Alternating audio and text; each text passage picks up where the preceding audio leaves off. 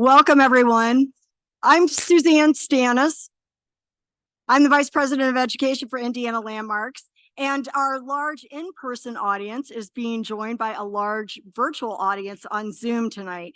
So for the people using Zoom, we're using the webinar version, and please enter your questions into the Q&A, and then we will read those as we have time. A recording of this program will be sent to all attendees. So November and December are very busy months at Indiana Landmarks. So please check out our website, indianalandmarks.org, to find out all the things that are upcoming, such as our First Friday. We've got an interesting talk on architect Edward Pierre and his role in lighting Monument Circle in December. And we've got our popular Holly and Ivy concert and our member open houses that are held at our regional offices across the state.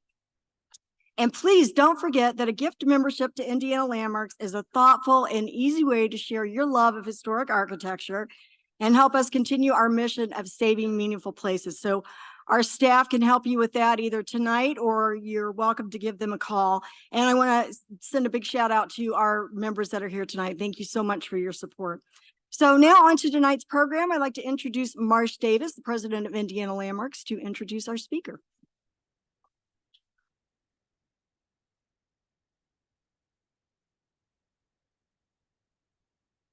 Well, good evening, everyone. Welcome to the Indiana Landmarks Center. It's my great pleasure to introduce Glass, or Dr. James A. Glass, to some of us, who will enlighten us on architecture in Indianapolis, buildings of worship, 1820 to 1920. My introduction is brief because we will leave as much time as possible for Jim's program. So I could say many more things about him, but here's just a brief overview. Jim's illustrated lectures on architecture, be it local or worldwide, have become legendary since he began presenting them in 2013. And we are honored to host this program tonight, appropriately in a former house of worship, which may be featured in his program. I'm not sure. Jim Glass is currently principal of the firm Historic Preservation and Heritage Consulting, LLC, where he advises clients on historic rehabilitation tax credits, assists in Section 106 review of historic properties, and prepares National Register of Historic Places and National Historic Landmark nominations. Earlier in his career, he served twice as the director of the Indiana Division of Historic Preservation and Archaeology, and for 13 years as director of the graduate program in historic preservation at Ball State University, and a founder of the Center for Historic Preservation.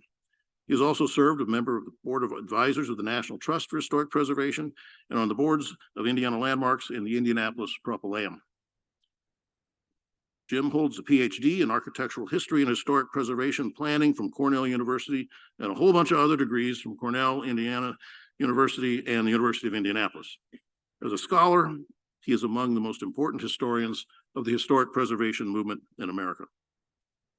And for the last few years, Jim has devoted his time and focus to a magnum opus, Architecture in Indianapolis, 1820 to 1920, a fully illustrated 2-volume history of architecture from our city's first century. Indiana University Press will publish the book with Volume 1, 1820 to 1900, appearing October 1st, 2024, 100 to 1920, in the spring of 2025. This evening's program is dedicated to one topic featured in the book, Buildings of Worship. So buckle up, we're in for quite a ride. Please welcome my friend and esteemed colleague, Dr. James A. Glass.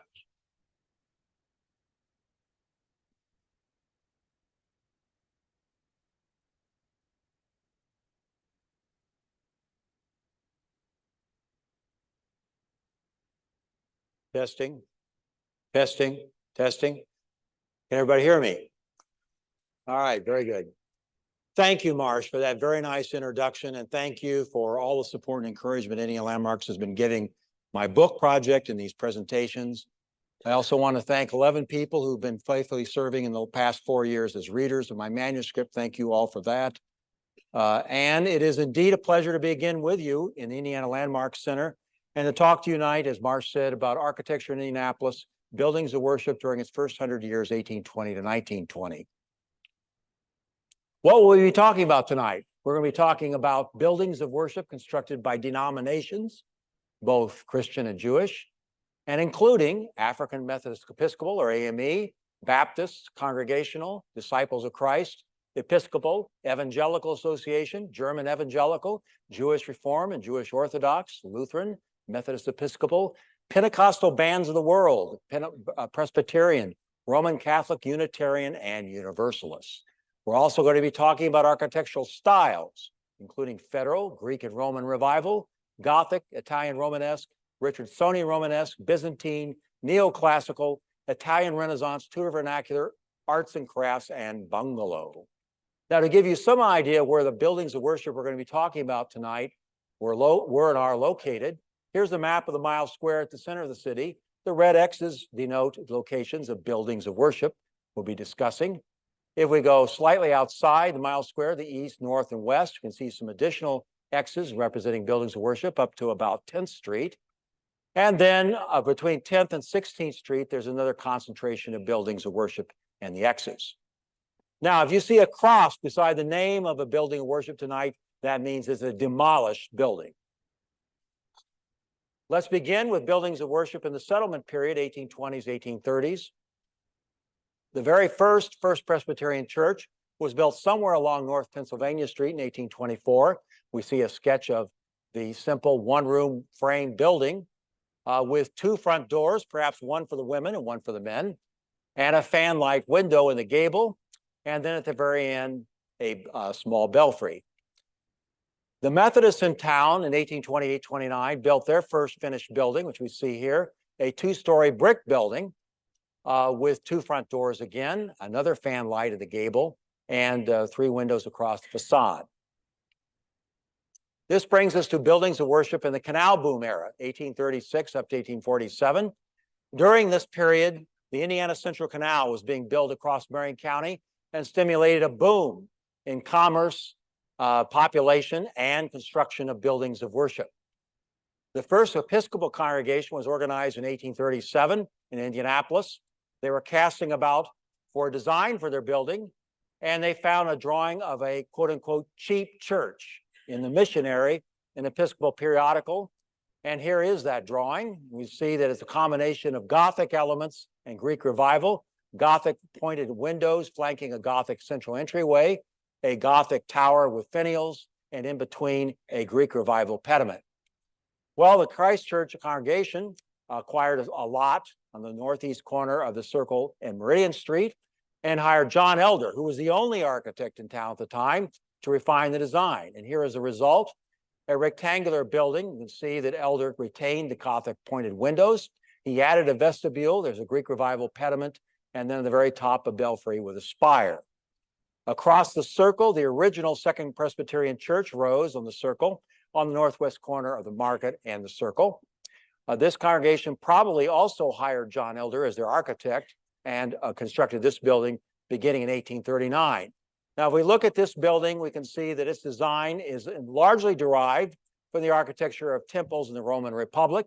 Such temples stood on what is called a podium off the ground, and there was a central stairway rising to the portico in a temple. In this case, Elder has created a recessed porch with only two full columns, and on either side are flat two-dimensional columns called pilasters.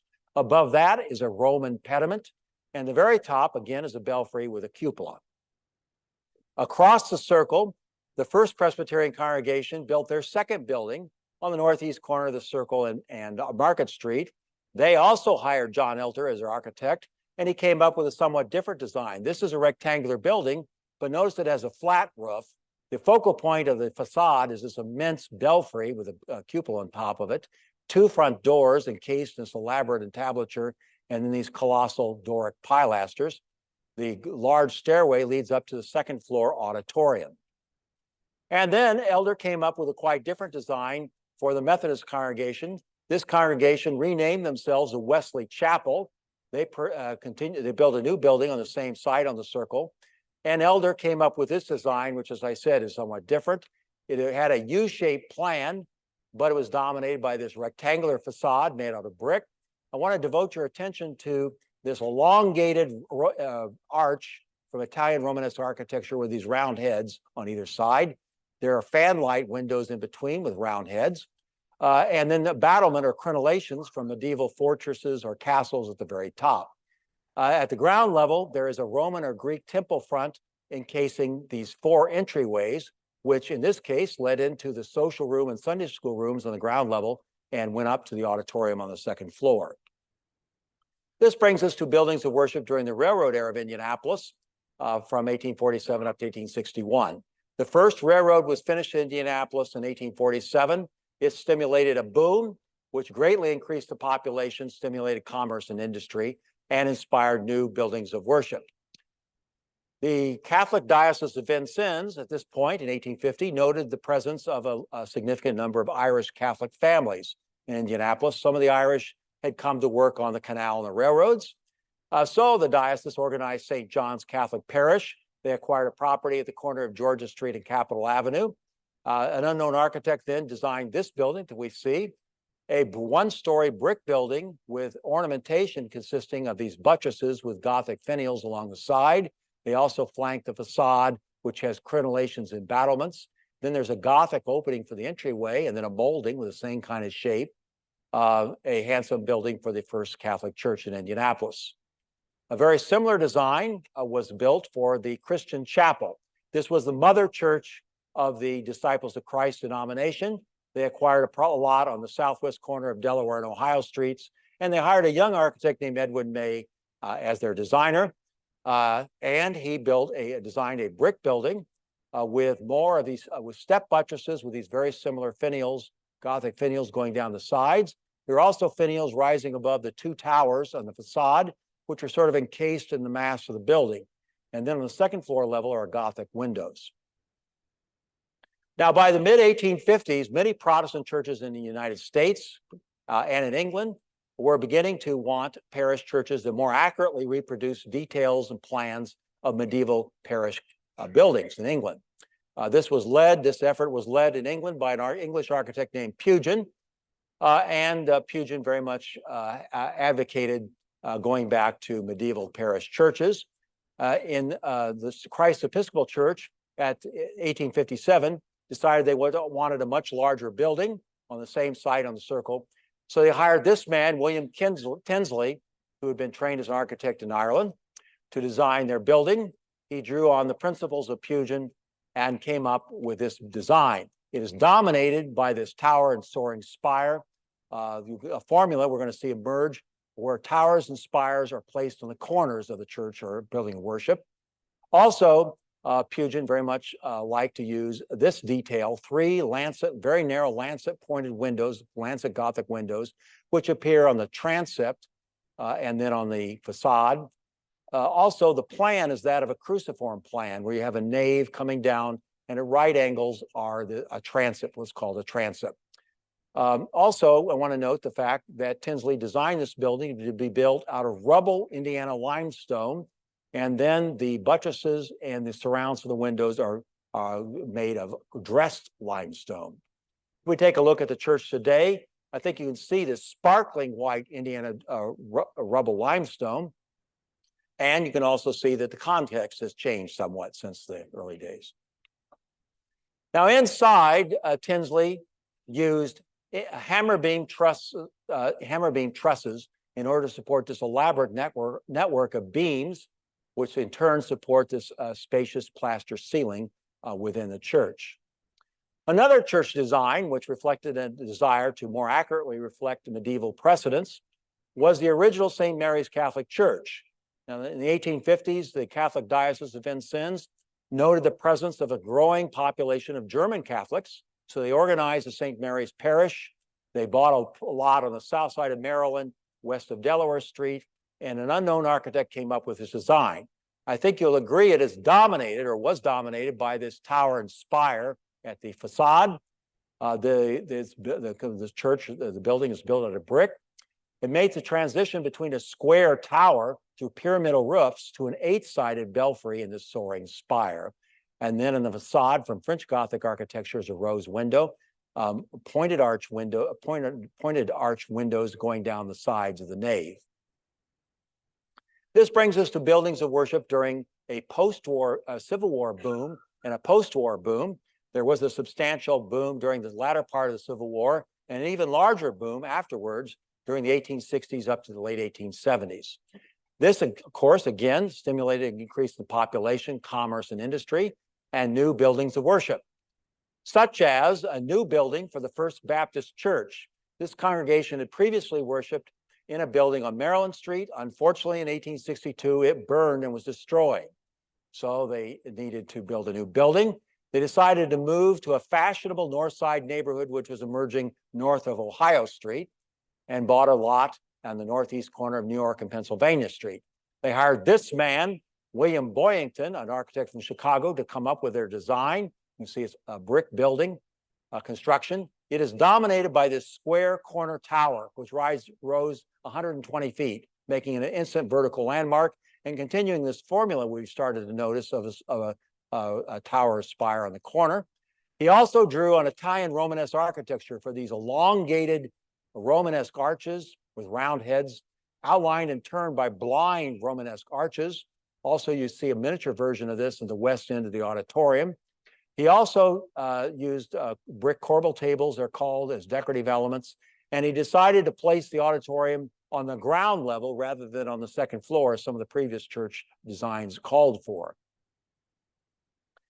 Catacornered across the street on the southwest corner of New York and Pennsylvania Street, the First Presbyterian Church built their third building. They had been on the circle, as we noted earlier. They decided to move to the fashionable north side. They hired another Chicago architect, Theodore Wadskier, who came up with this design. And I think you'll agree that it does draw more accurately from medieval Gothic precedents. It is dominated by a tower with a soaring spire that comes out from the flat surface of the roof of the tower.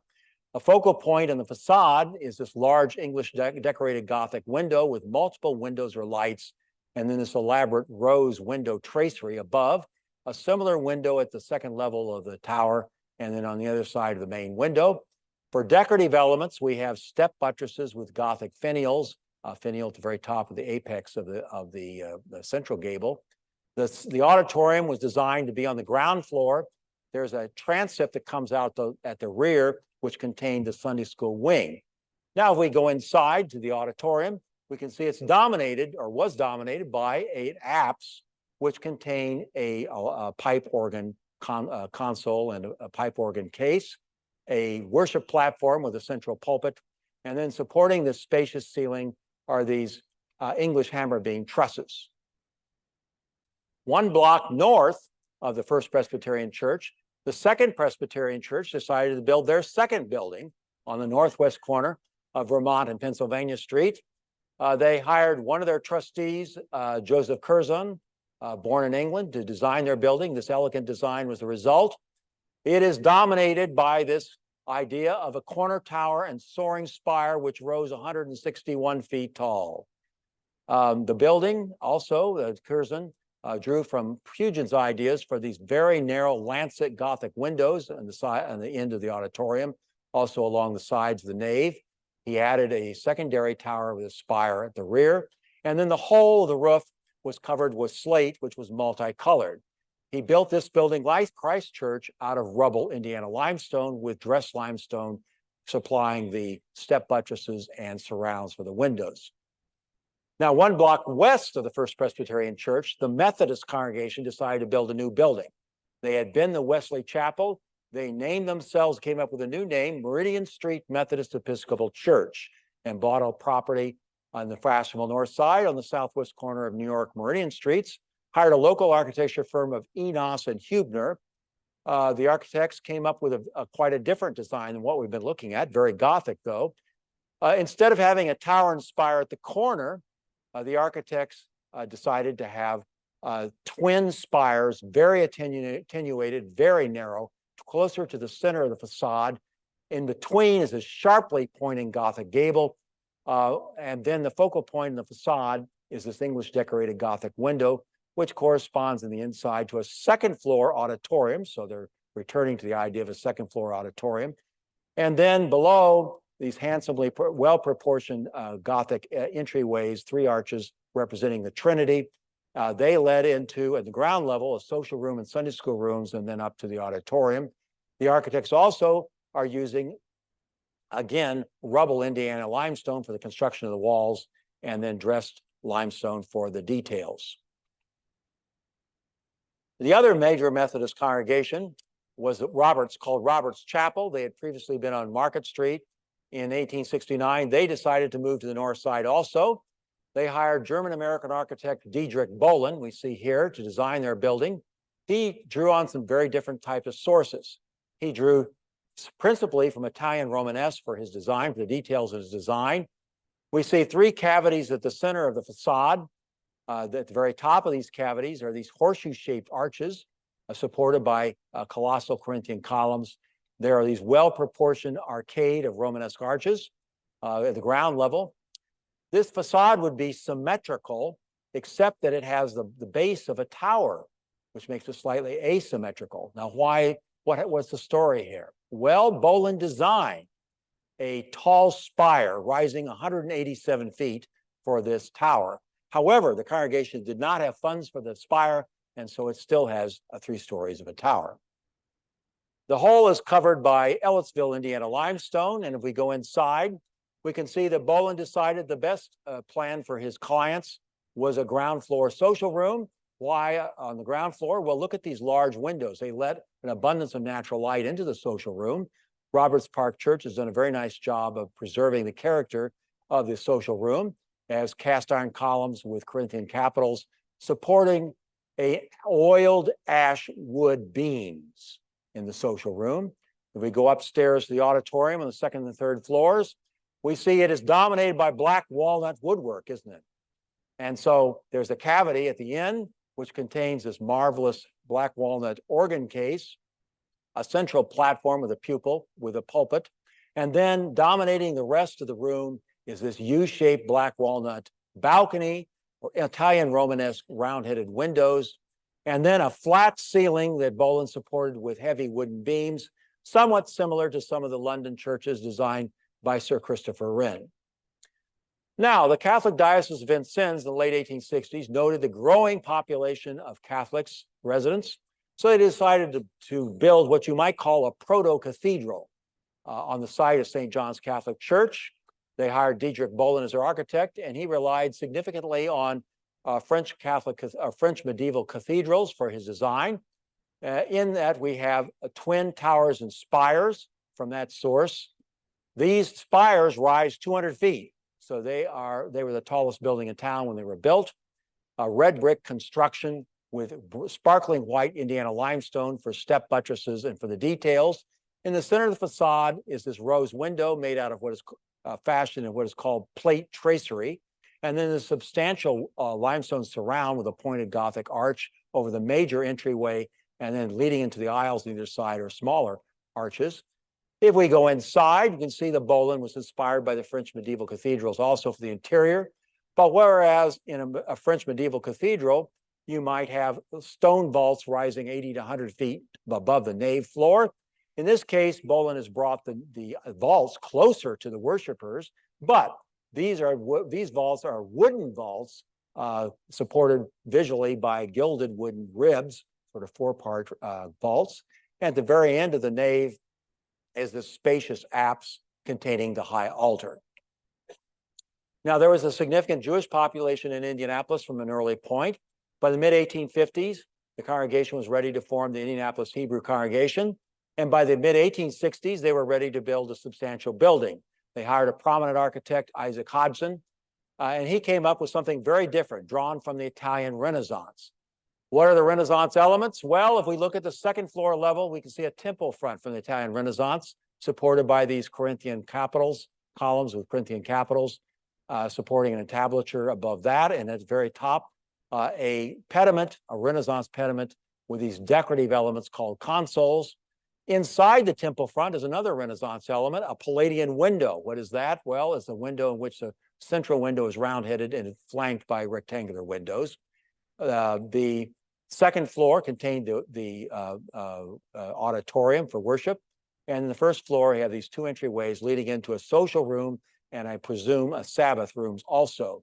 The whole covered by Indiana limestone. And at the very top, the major vertical element is this dome with an 8-sided drum and spherical domes above that.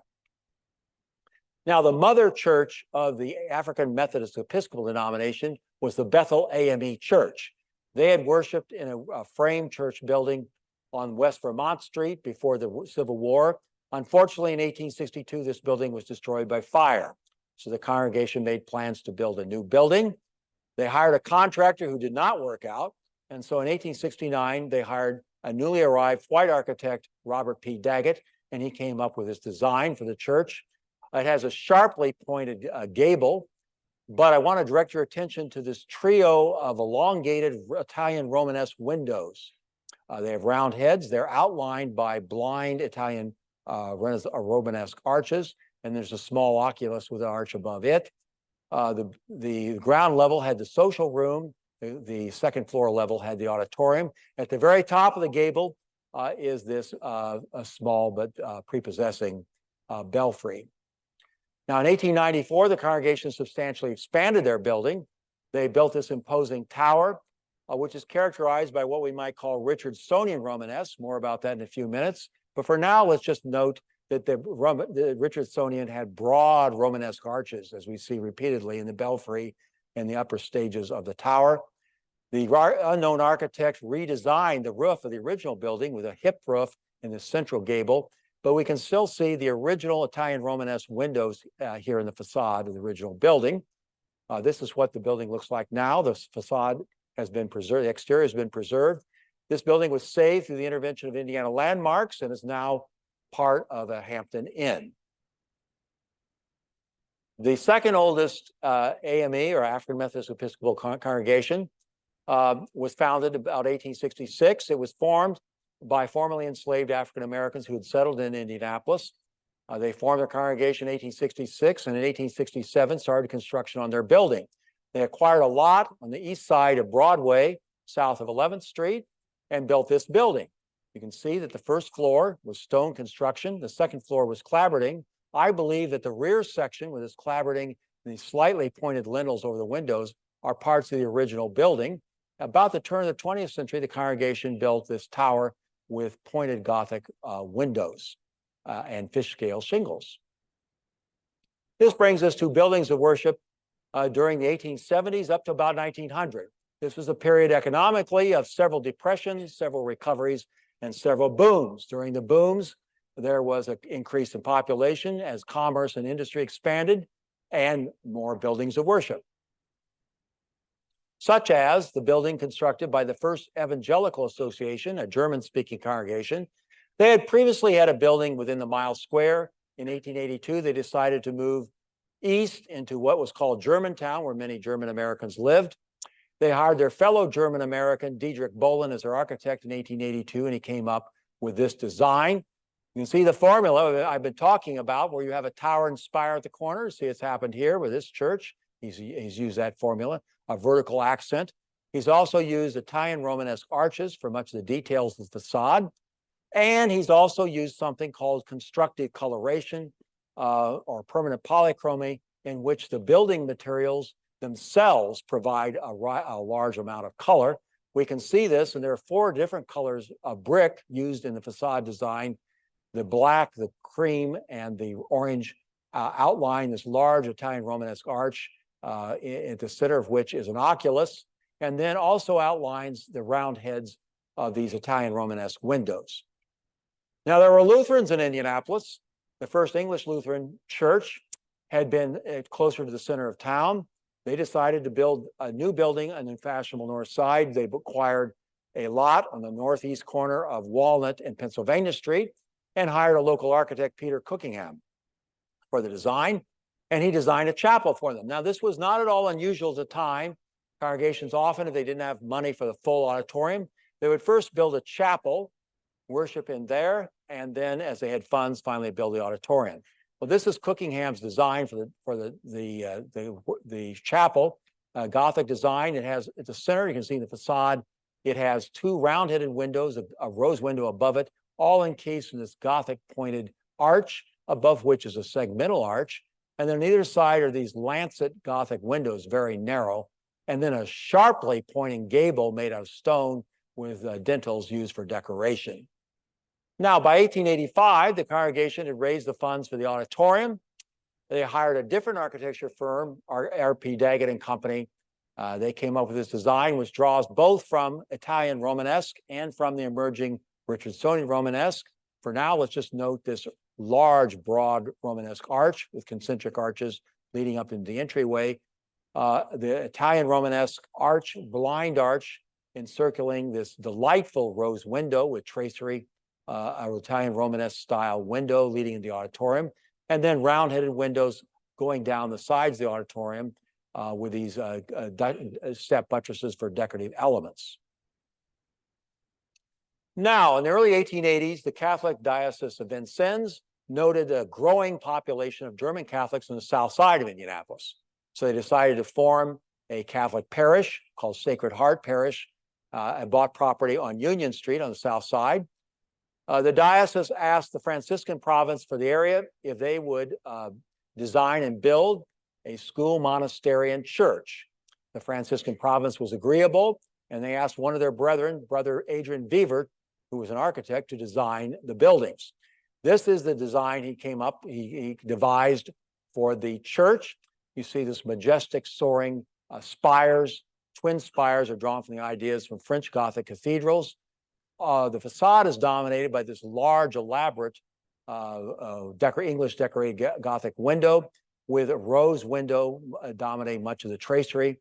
And then these handsomely proportioned trio of entryways or arches leading into the center of the nave. If we go inside to see Weber's design for the interior, we can see evidence of the basilican plan in medieval cathedrals. That is, at the center, you have the center vessel is called a nave. On either sides of these columns are called aisles. That's the basilican plan. In this case, the actual aisles are very narrow. What fills most of the space are pews, but still these marble colonnettes with floral capitals do define the boundary between the nave and the aisles on either side. These columns rise and support in turn wooden vaults with this delightful stenciling, the highlight of which is at the crossing between the transepts and the nave. You see this floral design and angels. And then at the end of the nave is a major apse, a large apse with a high altar, and smaller apse on either side corresponding to the aisles. A Protestant church of the 1880s also boasted a Gothic design. This was the original building of the Tabernacle Presbyterian Church. Now, this church had previously had the name of Third Presbyterian Church, but in the 1880s, they renamed themselves, took the name Tabernacle, and they hired a local architect, Scott Moore, to design their building. They bought a lot on the fashionable north side at the northeast corner of 11th and Meridian Street, and Moore came up with a design, which we look at now. He took the idea of taking 3 pavilions of equal length and joining them at right angles at the center to form the plan. He also very much used abundantly Gothic details, such as this English decorated Gothic window in this one facade of this pavilion, above which are these very narrow lancet openings, all blind, mostly blind, repeated in the apex of this pavilion. It, though, has a rose window, a little bit of variety, and then Moore used, for a picturesque silhouette, used these tabernacles with pyramidal roofs, which does give it quite a delightful aspect. Now we're ready to define and explain a little bit more about what I meant by Richardsonian Romanesque. This refers to buildings influenced by the ideas of Boston architect H.H. Richardson. Now, Richardson had a passion for Romanesque churches in southern France and northern Spain. He used much of the detailing he found there for his modern contemporary buildings. His most well-known church was Trinity Episcopal Church in Boston, which we see here now. If we look at this trio of massive Romanesque arches, the arches are composed by what are called voussoirs, wedge-shaped stones. They are supported by columns. All 3 of these openings are based on a church in southern France. Above that is a smaller arcade made up of a Romanesque arcade with voussoir stones composed of sandstone. So let's hold that image and come back to Indianapolis and take a look at a building influenced by Richardson's idea. That is the second building of the Plymouth Congregational Church. This church had originally had a building very close to the circle. They decided to move north, so they bought a property on the southeast corner of New York and Meridian Streets. and hired a local architect, Edwin Ketchum, as their to design it. Now you see that Ketchum has picked up on several ideas from Richardson. For a focal point and facade, he's used this broad, large Romanesque arch with brick voussoirs supported by what are called impost blocks. The entryway is recessed. Above it is an arcade very similar to what we were just looking at Trinity Church. These narrow arches with voussoirs above them. But the difference is at the very end, the arches are blind, filled with brick, above which is a gable with the architect's interpretation of Palladian windows out of the Renaissance, sort of an interesting combination. And then a very steeply pitched hip roof over the auditorium. Down the sides of the building are sort of rhythmic kind of basis are more Romanesque arches. Now this brings us to the building we're in tonight, the former Central Avenue Methodist Episcopal Church. This congregation had had a building previously on this site. It had been badly damaged by a tornado. So in 1892, they decided to build a much more substantial building. The congregation hired the Dayton architecture firm of Williams and Otter to design it. This is the result. Much of it is drawn from the ideas of Richardsonian Romanesque. But also, if we want to look for a focal point, it definitely is this campanile, isn't it, at the corner. It soars 120 feet tall, an instant visual landmark for the city, drawn from Italian Romanesque campanile, going back early in the medieval period. From Richardson's ideas, definitely are these three arches over the entryway entrances from Central Avenue. The arches are composed of these immense stone voussoir stones, Indiana limestone, with rose tracery within. There's three of these. There's also similar arches along the sides of the auditorium. Another element from Richardson's architecture are these slit windows, one in the gable and then going up the campanile.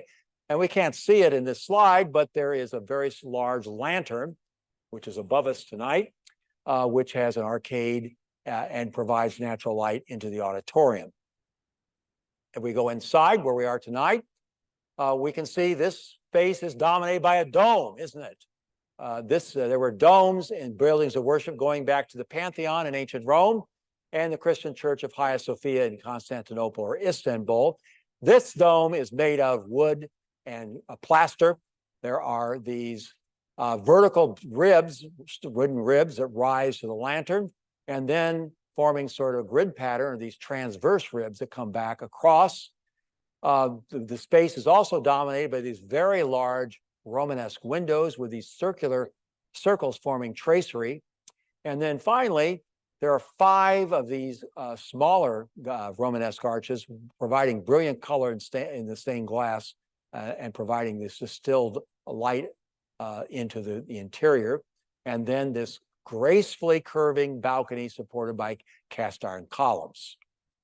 Now, this congregation decided, the Central Avenue congregation decided in 1900 to build a Sunday school wing, and they drew very heavily from what was called the Akron Plan. The Akron Plan was very popular among a number of Protestant churches, denominations. And what it consists of is an auditorium with a stage on one side. The Sunday school superintendent stood on the stage and conducted the opening exercises of the Sunday school.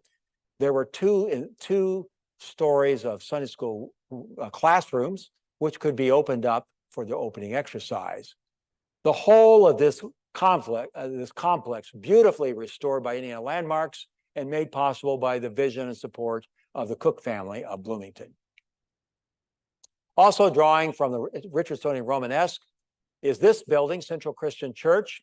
This had previously been the Christian Chapel downtown. You recall this was the mother congregation of the Disciples of Christ denomination. They hired Scott Moore as their architect, and he again returned the idea of equal pavilions or arms coming together at right angles to form the plan. Also, as a vertical focal point, we have a 70-foot tall tower with a pyramidal roof. From Richardsonian Romanesque, we have these broad arches on the auditorium on this pavilion and also side pavilion with these these circles composing the tracery, and then more round-headed windows all along the facade, including the rear section, which is the Sunday school wing. If we go inside the auditorium, we can see the plaster vaults are supported by Roman Tuscan columns. The worship platform is on the diagonal.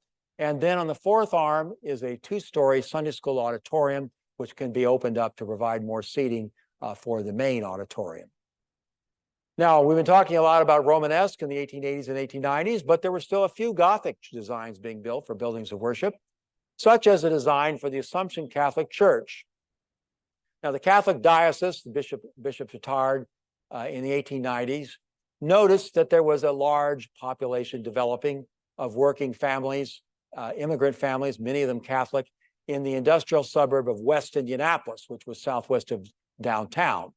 So they organized a new Catholic parish, Assumption.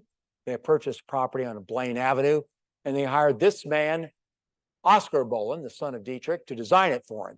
He came up with a Gothic design, but this is a wood frame version of Gothic with the formula we've been following of the corner tower and spire flanking the body of the church.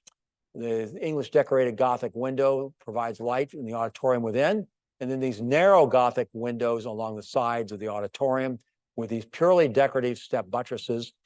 And then Bolin decided to add color through paint. And so most of the clapboarding was a light colored paint, and then to accent the details, a darker colored paint. If we go inside, you can see that there are two types of ceilings in the interior, a cove ceiling and then a gable ceiling above it. The cove ceiling is supported by these delightful decorative brackets, and then the gable ceiling is sustained by these cross beams. We're going to close out the 1890s by looking at something quite different. This is the second building of the Indianapolis Hebrew congregation or Hebrew temple.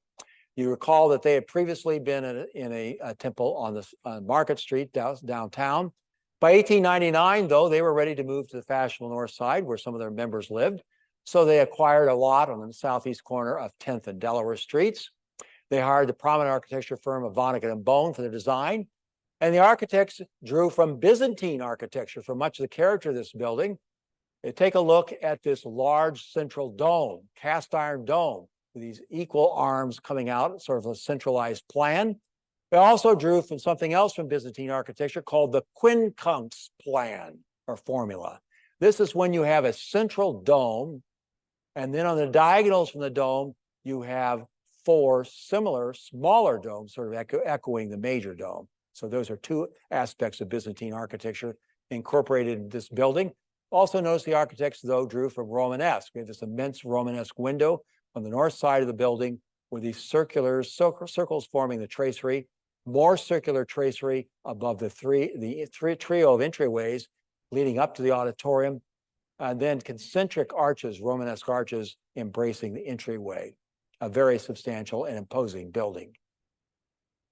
This brings us to our final period of time, 1900 up to 1920, in a period of time in which the Commercial Club of Indianapolis referred to Indianapolis as the largest inland city. Now, some statistics will bear out the growth of the city during this period. The population increased from about 204,000 people to 314,000 people during that period of time.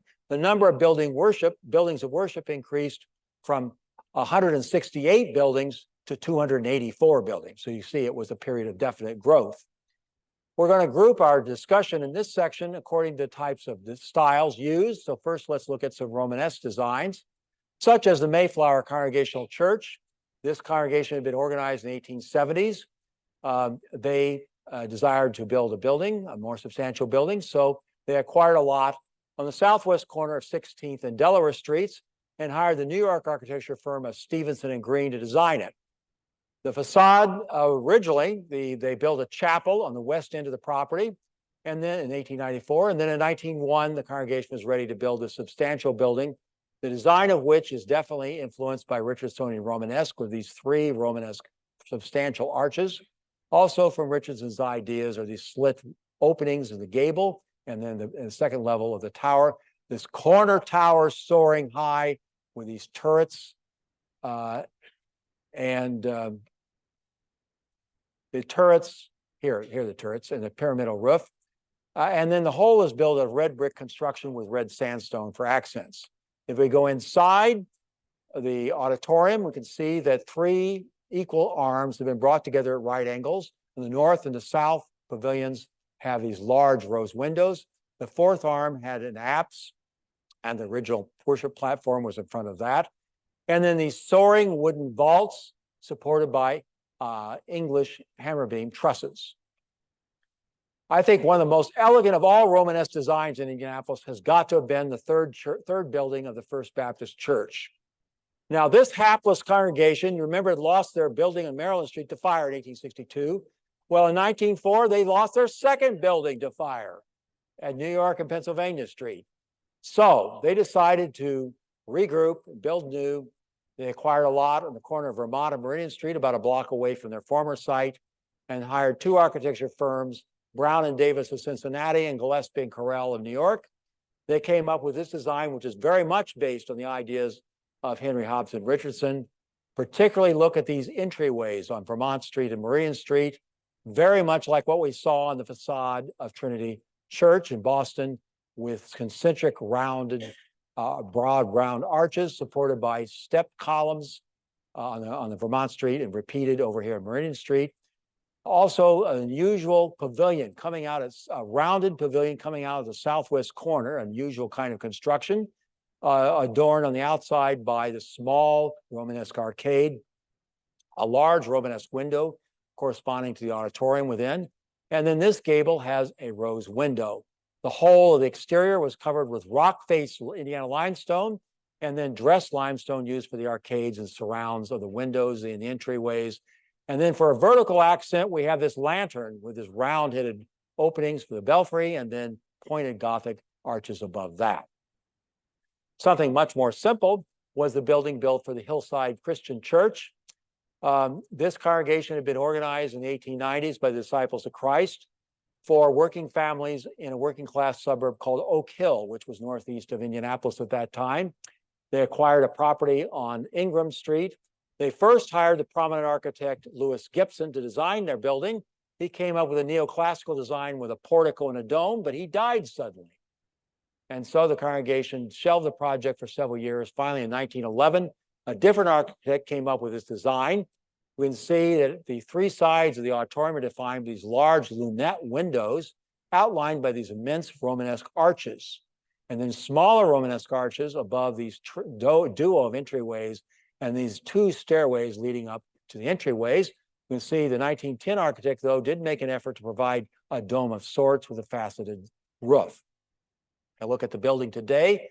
You can appreciate how the lunette windows are outlined by cream-colored terracotta, baked clay terracotta, and also for the string courses going through the substantial brick walls. Now, Catholics in 1909, Catholic families living down near Garfield Park on the south side came to the Catholic diocese and said, would you please found a Catholic parish for us? So the diocese created St. Catherine of Siena Parish. They acquired property on the east side of Shelby Street, south of Raymond Street, and they hired a Chicago architect to design the building for them. This is the result. Schlacks actually drew much of the design from an Italian Romanesque church, San Zeno in Verona. What are the elements of Romanesque? Well, they have a cruciform plan with transepts coming out at a right angle at the end. Other Romanesque elements are this brick corbel table for ornament in the gable along the side of the nave, a recessed entryway with a Romanesque arch, and then these two wings on either side of the nave, which contains a rhythmic series of Romanesque arches. Now, by 1905, Romanesque was fading, and so Gothic more or less came to favor for many congregations. Let's look at some of these, such as the third building of the First Presbyterian Church. This congregation, you recall, had a building on New York and Pennsylvania Street. Well, in 1899, the decision was made to put the U.S. courthouse on that site, and so the congregation had to move. They moved and bought a property on the southeast corner of 16th and Delaware Street and hired the architecture firm of Crapsey and Lamb of Cincinnati to design it. This is the result. You can see the architects again taking the idea of three equal arms coming together at right angles to form the plan. Above that, they designed a large lantern which will let light into the auditorium. That lantern has been since removed. there still is clerestory windows which let a light into the auditorium within. The outside walls were built out of brick, faced with rock-faced Indiana limestone. We can see more Gothic elements if we look at the facade today. The large stained glass window with pointed arches and step buttresses are from Gothic architecture. And then there's this series of rhythmic finials that go along the facade. At the top of the finials are these decorative sculptural elements called crockets, and a trio of entryways representing the Trinity, a very handsome building. Another congregation also suffered from fire. The Meridian Street Methodist Episcopal Church found their building destroyed by fire also in 1904 at New York and Meridian Street, so they had to move also. They acquired a new location about 4 or 5 blocks north at St. Clair and Meridian, and hired Oscar Bolin, who was a very prominent architect by this time, to design the building. He drew from French Gothic cathedrals for the idea of twin spires, towers with spires. These spires soared 150 feet tall, and the towers were 8-sided. Focal point of the facade is this immense English decorated Gothic window with this delightful rose window tracery. And then there are these substantial limestone surrounds with sharply pointed gables for the 3 entryways. The whole was covered with rock-faced Indiana limestone, and then there was a transept coming out at right angles at the end, which contained the Sunday school wing. This is what remains of the building. Through the intervention of Indiana Landmarks about 20 years ago, the building was saved, the towers and the nave, and is now contains housing units. A very different type of Gothic design was one that shaped the design of the All Saints Episcopal Cathedral. The Episcopal Diocese of Indianapolis in the early 1890s had acquired property in the southeast corner of 16th and Central Avenue. By 1910, they were ready to build a cathedral. However, they had a limited budget of $40,000, which even in 1910 was not a lot of money. And so they pressed forward. They hired this man, Alfred Grindal, an accomplished architect from England, to design the building. This is Grindal's drawing of his original design concept. And so on the facade, it is dominated by early English Gothic arches for the windows, but the whole is really dominated by this square tower, which he envisioned for the crossing. Now, if we take a look at the building as it was constructed, you can see that unfortunately the diocese and the parish did not have the funds to build a tower. However, they built much of the rest of Grindal's design. This brick building is dominated in the facade by these 3 early English Gothic arch windows that are encased further by a larger Gothic arch. There are more English Gothic arches on either side. And then in the tympanum, it's called, the tympanum is a space within a triangle or arch, are these flat limestone panels, which are handsome. And then down the side of the nave are these early English Gothic arch windows. At the very end are transepts, which come out at right angles. Now, we go inside and look back from the altar into the nave of the building. We can see that Grindal made a virtue out of the limited budget. He exposed the brick in this sort of austere beauty down the nave, and then used English braces and collar or tie beams to support the wooden roof. Now, one of the most majestic Gothic designs in Indianapolis has got to be the second building of St. Mary's Catholic Church. You recall their building was formerly on Maryland Street. Well, by 1910, that site was becoming congested by commercialization. And so the diocese and the parish bought a new lot in the southeast corner of Vermont and New Jersey Street and hired a German-born architect, Hermann Gall, to design it. He was from Chicago at that time, but he had grown up in Cologne, and he knew Cologne Cathedral very well.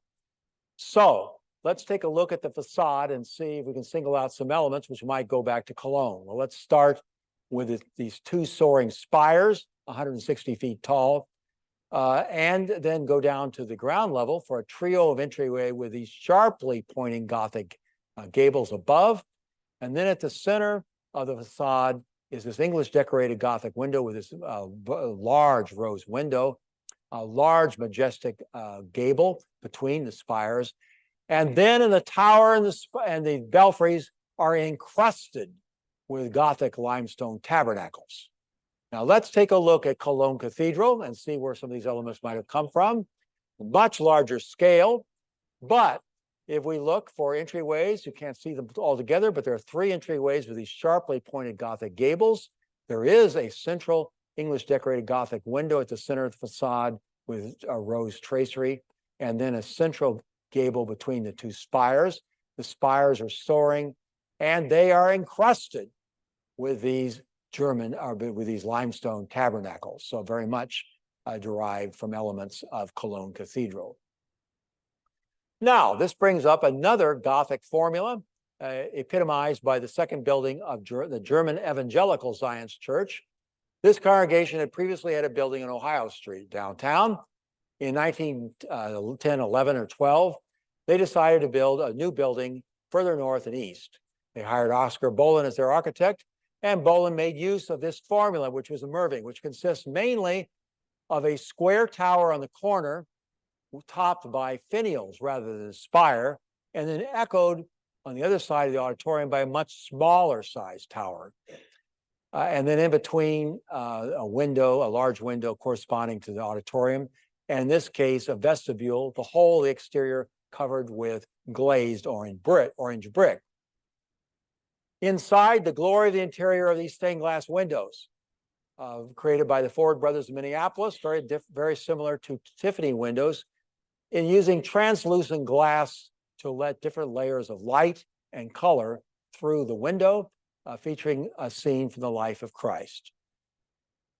Much simpler kind of design is the building built originally by the Central Universalist Church in 1904, consisting of an auditorium and a vestibule. These are given a Gothic character by these simple Gothic windows. Now, west of White River in the early 20th century was the industrial suburb of Hallville. This was populated increasingly, in large part, by immigrant families, increasingly at the turn of the 20th century by Eastern European immigrants, many of whom were Catholic. The Catholic Diocese of Indianapolis, headed by Bishop Chittard, noted this and organized a new Catholic parish, St. Anthony's, bought property on Warman Avenue, and hired an out-of-town architect, Cornelius Custon, to come up with his design. Now, you think about the building we just saw, there are some similarities in having two towers, but these towers are very different from each other. This tower is slightly larger. It has crenellations, though, at the top and a spire. The corresponding tower is smaller and has finials rather than a spire, so they're different. Focal point of the facade is an elaborate rose window with multiple petals encased in what is called an ogee arch, S-curve arch from Tudor architecture, and then this elaborate limestone vestibule with these prominent finials. A short distance away, the Catholic Diocese decided to form another Catholic parish. This was for Slovenian Catholics, the Holy Trinity Slovenian Catholic Church. The parish and the diocese hired George Bedell, we see here as the architect, and Bedell was a very patient person. He met with the parish, and voices were raised saying, we want a Roman-style Romanesque building. And so he carefully came up with a design which featured Romanesque arches. He then met with the parish again, and other voice raised and said, no, we want Gothic for our building. We want a Gothic tower. And so Bedell went back to the drawing board and came up with this, I think, pleasing amalgam of Romanesque and Gothic. You can see these three rounded rose windows and then round-headed windows going down the side of the auditorium. But we have Gothic tower with these Gothic step buttresses and spire and a pointed Gothic arch over the entryway. Now this brings us to something different, neoclassical designs. These are designs derived directly from the architecture of Imperial Rome and classical Greece. Let's take a look at some of these. There was a new denomination in the late 19th century called the Christian Science denomination. The First Church of Christ Scientists bought a property at 2011 North Meridian Street and hired the prominent Indianapolis firm of Rubish & Hunter to design it. Now, many of the churches, as we shall see in a minute, favored classical designs, and this was no exception. The architects attached a limestone portico, which is very similar to the portico on the Temple of Hephaestus in ancient Athens. This has 4 columns across the front. They're Greek Doric columns.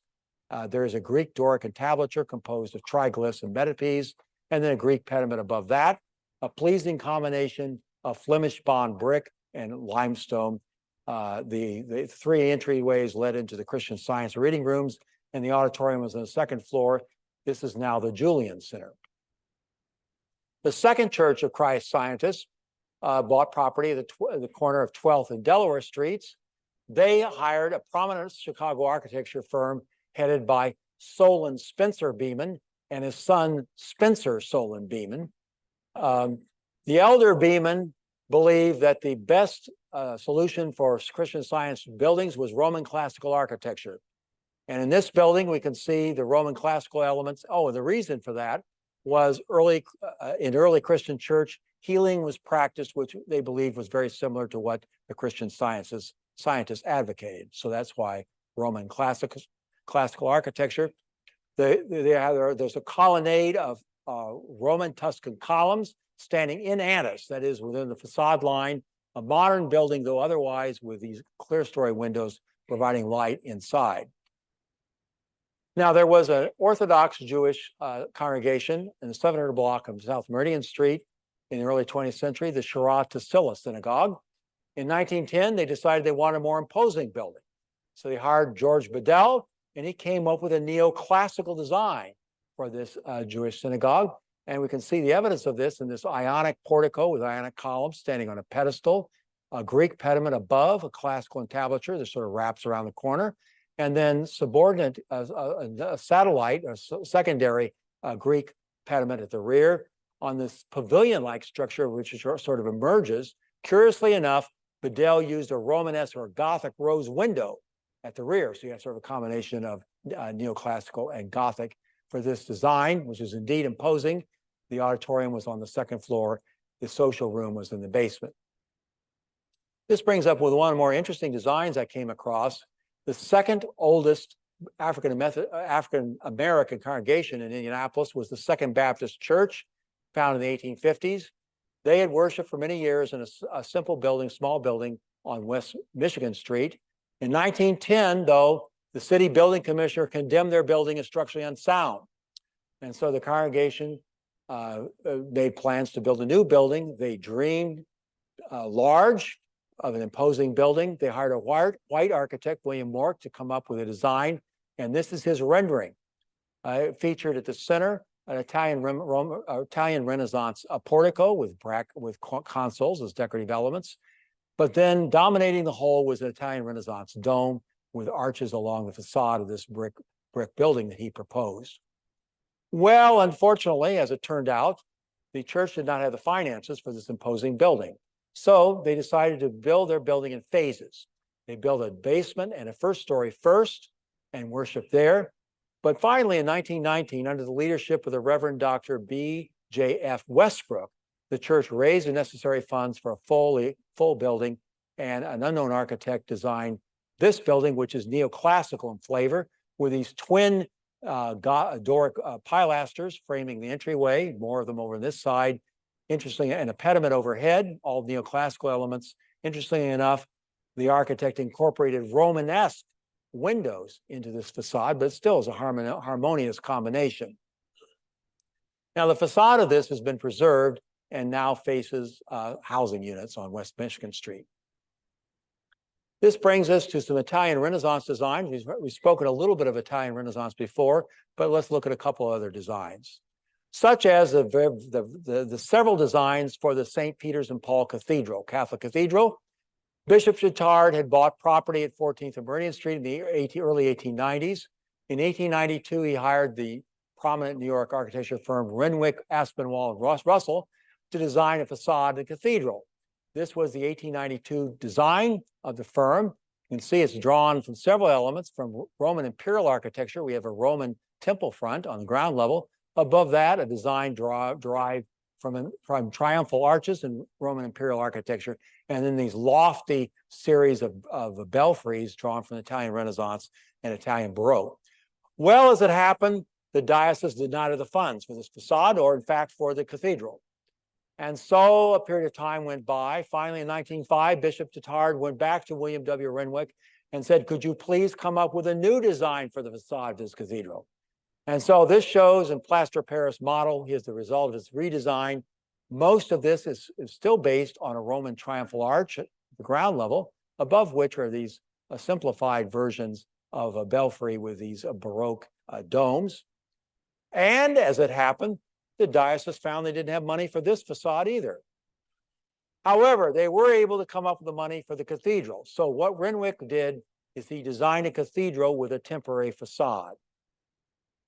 And so you have a brick cathedral with these transepts coming at the back with a pediment from Renaissance architecture. But here is a temporary facade, stucco with this lunette window, and then a temporary porch with Roman Tuscan columns. Now inside, they did have the funds for a full-fledged Italian Renaissance design. We have Renaissance arcade along the sides of the nave. We have a flat ceiling with Roman coffering coming out of early Christian basilicas and also Italian Renaissance churches. And then this immense apse containing the high altar. Now, the other building of worship we want to look at that has Italian Renaissance elements was the St. Francis de Sales Catholic Church. The Diocese of Indianapolis noted the presence of a number of Catholic families in the railroad suburb of Brightwood, northeast of Indianapolis. So they formed this new parish and bought property on Avondale Place and hired George Bedell as the architect, which was built in 1912. And this building is now part of Martin University. Now, I want you to look at a couple elements first that lead us into the Italian Renaissance. Look at these twin towers with domes, belfries, and the central pediment and these Doric pilasters. And I looked around and I found what I think may have been a model for Bedell, namely this building, Sant'Atanasio de' Greci in Rome, designed by 16th century Italian Renaissance architect Giacomo della Porta. Now, what La Porta's design is symmetrical. It has Doric pilasters on the ground level. And the secondary level, there's a temple front at the center, but otherwise some similar elements, symmetrically disposed, a belfry with domes. Now we go back to St. Francis de Sales. We see Doric pilasters. We see twin towers with these copper domes, a pediment at the center. Otherwise, Bedell has sort of customized this. He's placed a rose window, which is a different element at the center of the facade, and then this vestibule with Roman Tuscan columns. This brings us to a design drawn from the English arts and crafts movement. The arts and crafts movement in England favored art and crafts made by hand, not by machines. And so one of the buildings that sort of exemplifies some of these principles is the original building of the All Souls Unitarian Church up on Alabama Street. This was designed by Vonnegut and Bohm. The arts and crafts movement elements are brick from a different type source is incorporated stucco and timber, which denoted vernacular Tudor architecture of the 15th and 16th centuries, and then a green tile roof. Now, the real arts and craft motif, though, is inside the vestibule. This wonderful art glass window representing the world tree Yggdrasil from Norse mythology, designed by the artist Brant Steele. We see here multiple trunks of the world tree rising in the transept level to these gracefully curving branches and brightly colored leaves. A wonderful masterpiece of art.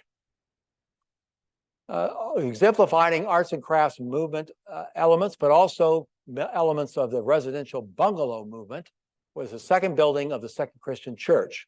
Now, the Second Christian Church was one of the oldest African-American congregations in Indianapolis.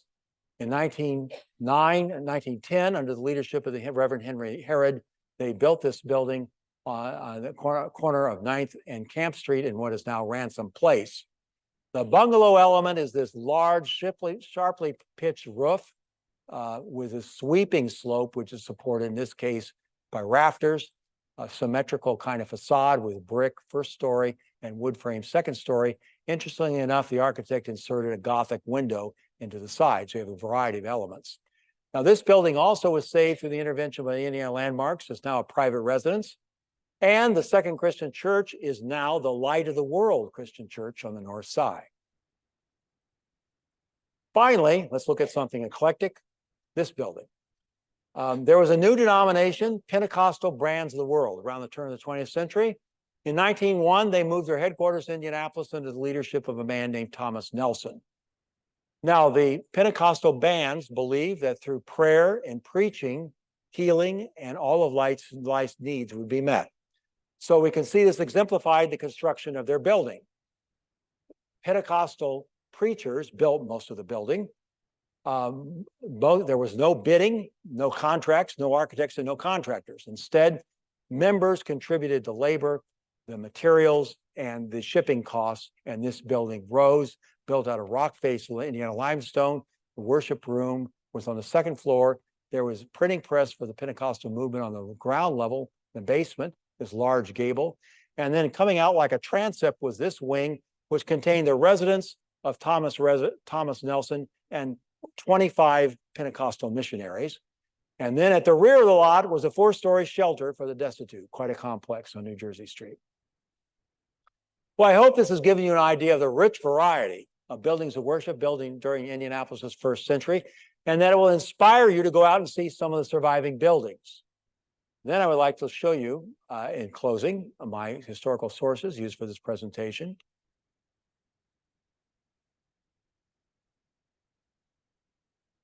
And this is to remind you that after almost 4 years' work on a book, my book, it now has found a publisher, as Marsh said, Indiana University Press.